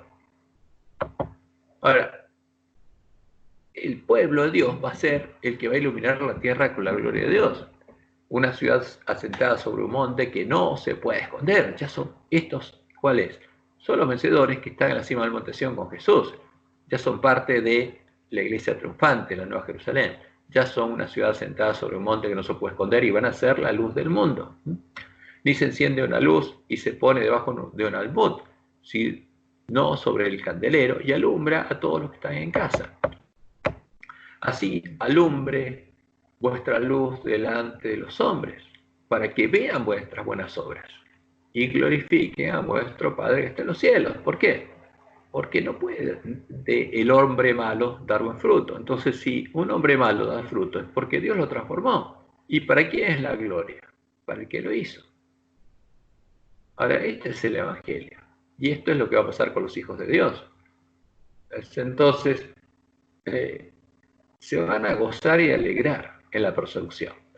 Porque su gozo va a ser, hay más gozo en el cielo por un pecador que se arrepiente, hay más gozo en el cielo por ese pecador que por 99 justos que no necesitan de arrepentimiento. O sea, ese va a ser el gozo del pueblo de Dios. Ese es el gozo del que anda por el camino angosto. Y ese va a ser bienaventurado. Entonces, por eso tenemos que tener fe en Dios y en su palabra. Y más, viendo cómo se cumplió la profecía y se está cumpliendo delante de nuestros ojos, porque es maravilloso cuando uno ve lo que está pasando. Y cuando ve cumplir la profecía, las palabras incluso de nuestros teólogos, y queda asombrado. Y uno dice, ¿cómo no ven? Y porque tendríamos los ojos cerrados, porque antes tampoco nosotros veíamos. Y es así. Entonces, ¿para quién es la gloria? Para nuestro Padre que está en los cielos. Eso es lo que Dios nos dice. Y hasta ahora todo se cumplió. Por eso la fe es la... ¿Qué cosa? ¿Se acuerdan? Es pues la fe, la certeza de lo que se espera. ¿Qué esperamos? La convicción de lo que aún no se ve, claro. Pero lo que ya se ve es el fundamento de nuestra fe, porque vimos cómo se cumplió la profecía. Es el... Entonces, por eso Dios va a tener un pueblo que lo conozca a Él. Y ese pueblo, el pueblo que conoce a su Dios, no va a perseguir, sino que va a buscar la salvación de los que lo persiguen. Por eso Jesús nos dijo en este mismo sermón que seamos perfectos con nuestro Padre que está en los cielos, es perfecto. ¿Sabes?